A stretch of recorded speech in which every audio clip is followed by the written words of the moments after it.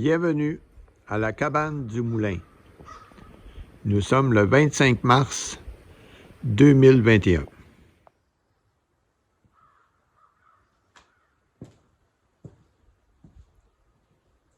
Bonjour, alors c'est Théo.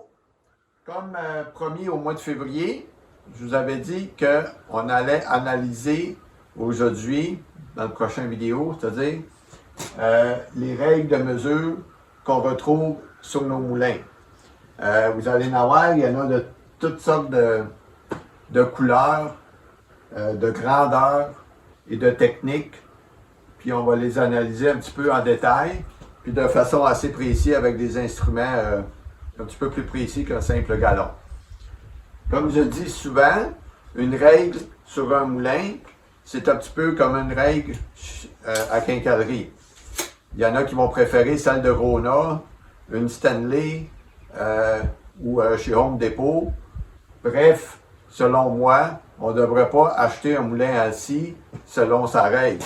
Exemple, telle marque de moulin, sa règle c'est génial, je vais acheter ce moulin-là parce que j'aime sa règle. Bon, il ne faut pas oublier que c'est un petit peu comme le galon, là. On peut les changer, on peut les interchanger. Parce que sinon, ça viendrait un petit peu comme acheter un véhicule pour son petit sapin qui sent bon. Puis vous allez voir aussi un petit peu que des techniques sont différentes d'un modèle à l'autre. J'aurais aimé ça d'en avoir plus aujourd'hui. J'ai essayé d'en commander plus pour vous faire la démonstration. Mais on se réalise qu'il y a certaines compagnies, puis je ne suis pas gêné de les nommer, exemple dans le cas de Norwood, ben, ils vont vous demander le numéro de série pour acheter une règle, deux autres. Un peu plus, puis ils me demandaient un test d'urine. Fait que j'ai pas de moulin Norwood, fait que j'ai pas pu acheter une règle Norwood, parce que c'est dommage, parce qu'il y en a beaucoup qui disent que c'est bien fait.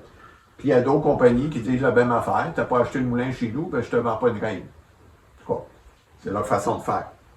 Fait que là-dessus, on va se rapprocher un peu, puis on va montrer ça en détail. On va commencer par celle de Hudson, de moulin Hudson. Je n'ai pas pu la détacher pour l'accrocher après le mur avec les autres. Mais on voit un petit peu le principe. Puis ça c'est à partir de où ce que mon morceau de bois est déposé. Fait que si moi je coupe à 4 pouces, ben la hauteur de mon morceau restant après la coupe, il y a 4 pouces d'épais. Ou il devrait avoir 4 pouces d'épais. Ici, on a les mesures de coupe. Là, pensez aux 4,30 sous, ça donne une pièce, ça donne un pouce. 5,30 sous, ça me donne un pouce et quart. 6,30 sous, ça me donne une pièce et demie. Et 8,30 sous, ben ça me donne 2 pièces, ça me donne 2 pouces. C'est un petit peu mêlant, qu'est-ce que je vous dis, mais c'est le jargon de construction que, dans le fond, qui est mêlant, parce que des 4 quarts, 5 quarts, 6 quarts, 8 quarts, c'est rare qu'on utilise ça. On va dire, amène-moi une planche d'une pouce, une planche d'une pouce et demi, ou une planche de 2 pouces, mais pas une planche de 8 quarts. En tout cas, dans la plupart des gens. Mais, retenez mon petit truc de 4,30 sous, 5,30 sous, etc. Ici, vous allez remarquer, il manque les 3 quarts de pouce. Maintenant, nous voilà avec 2 règles qui ont rajouté les 3 quarts de pouce aussi. Fait qu'on a le 4 quarts qu'on avait tantôt, mais on a aussi le 3 quarts. Toujours là, on a la mesure extérieure, qui dans le fond, qui est la hauteur de coupe. Ici, on a une règle qui vient de Range Road, qu'elle aussi, elle a les 3 quarts. Elle est spéciale un petit peu parce que elle est magnétique, fait qu'on peut la coller sur du métal, facilement ajustable. Ça, c'est une vielle que je trouve qui est bien faite, très simple. Ça, c'est une vielle que j'ai mis à mon goût, parce que j'aime bien les codes couleurs. Exemple, si moi, je retiens 5 quarts pour un pouce et quart, ben, je vais toujours aller d'un rouge à l'autre. Je vais rester dans la même colonne de rouge, qui est un petit peu plus facile pour l'œil que de là, ils ont toutes la même couleur, on va flyer d'un bord puis de l'autre. Là, j'en ai trouvé une qui est très bien faite, point de vue grandeur et couleur, mais que je trouve trop grande. J'ai pas regardé la grosseur de la règle, j'ai pas un moulin qui est assez grand pour elle. Par contre, quand même assez clair. Puis ici, en plus, on a les 4 pouces. Ici, vous allez voir, ils ont enlevé les 4 quarts, 5 quarts, 6 quarts, puis ils ont mis ça un petit peu dans nos calculs modernes. C'est-à-dire, j'ai la planche d'un pouce, je vais aller de 1 pouce, 1 pouce, 1 pouce, 1 pouce, puis je vais toujours rester dans cette colonne-là si je fais de la planche d'un pouce. Ici, exemple, 1 pouce 3 quarts, 2 pouces, puis on va même jusqu'à 4 pouces. Fait que quelqu'un qui fait du 2 par 4, ben, il est vraiment choyé sur toute la mesure est sur la même règle. Par contre, comme un moulin, aucune règle est parfaite selon moi. Ici, l'épaisseur, je la trouve un petit peu épaisse. Fait que savoir si moi je mets mon indicateur ici, ça devient un petit peu touchy. Il faut vraiment être, consécutif et toujours aller à même endroit. Fait que si moi je vais aligner ma ligne rouge du moulin au milieu, ben d'une fois à l'autre, il faut que je m'assure que je suis toujours au milieu, pas à l'extrémité ou l'autre. Tandis qu'ici, si on retourne avec la bielle, on voit que les lignes sont plus minces, donc plus faciles à être à bonne place. Par contre, un petit peu plus dur pour l'opérateur de façon visuelle. Il va sûrement se rapprocher un petit peu ou peut-être comme moi, il va être dû pour les lunettes. Est-ce que la règle d'un moulin à l'autre, on peut la transférer? Moi, je dirais oui ou non. Là, vous allez voir 2 règles, un à côté de l'autre. Puis là, vous allez voir que dans le cas de bielle, la façon que le moulin est conçu, la hauteur est en haut, alors que dans le cas du Range Road, c'est en bas. C'est-à-dire que lui, il finit à 27, l'autre, il finit à 24. Ça, c'est pas un problème. Par contre, lui, il commence en haut, puis l'autre, il finit en haut. Ça, c'est tout simplement la façon que le moulin est conçu. Fait que si je retourne avec mon Hudson, présentement, je suis quoi, à 14 pouces? Pas tout à fait, là, je vais juste l'amener à bonne place.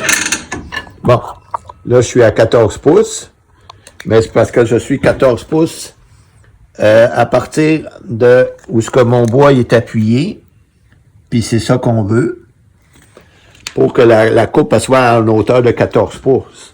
Par contre, ici, ma règle est montée ici, alors que dans d'autres moulins, la règle, elle va être montée plus haut ou en bas. C'est ça qui fait que d'une règle à l'autre, on n'a pas toujours le même principe.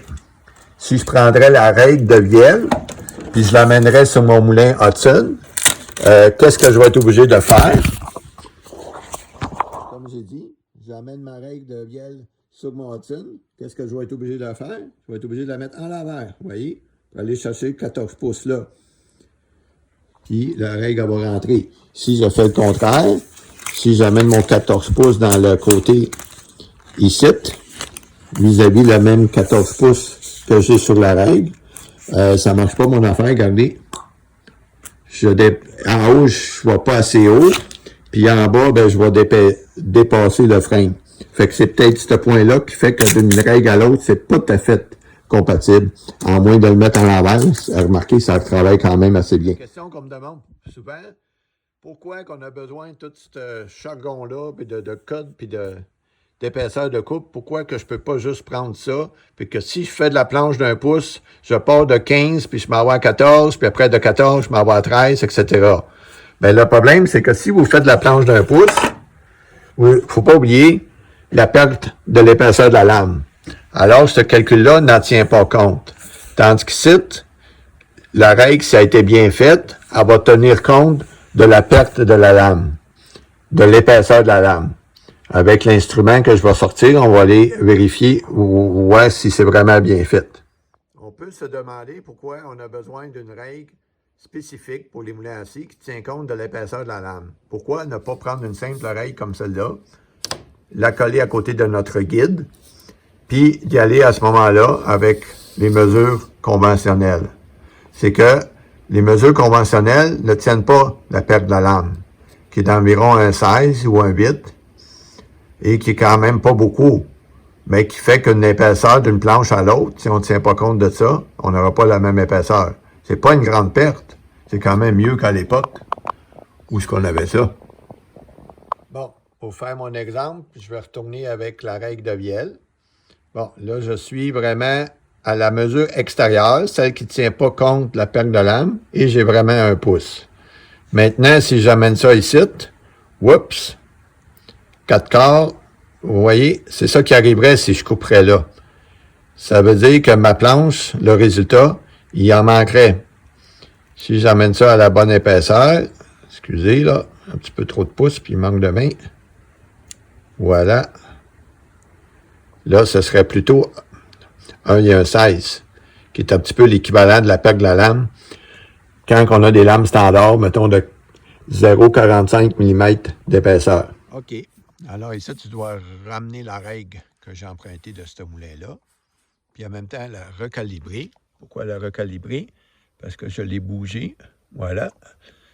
Je la mets à 3 pouces.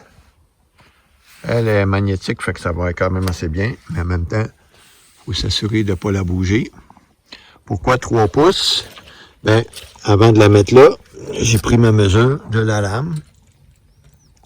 Et la hauteur de coupe est à 3 pouces. Bon, comme si c'était pas assez, voici un autre bébelle qu'on me demande à quoi que ça sert, pourquoi que ça c'est ajustable. C'est pas tous les moulins qui ont ça. Tantôt, vous avez vu sur l'Hudson, c'est fixe, mais il y en a d'autres que ça bouge. Pourquoi que j'aurais besoin que ça soit ajustable? Ben voilà, si moi je fais de la planche d'1 pouce, puis ma mesure la plus proche, exemple, je vais changer pour mon exemple, pour la 5 quarts. Fait que là, vous voyez que je suis en bas de 5 quarts. Fait que j'aurais une petite perte j'aurais une coupe à faire inutile pour arriver à mon premier 5 quarts. Qui serait ici, en descendant.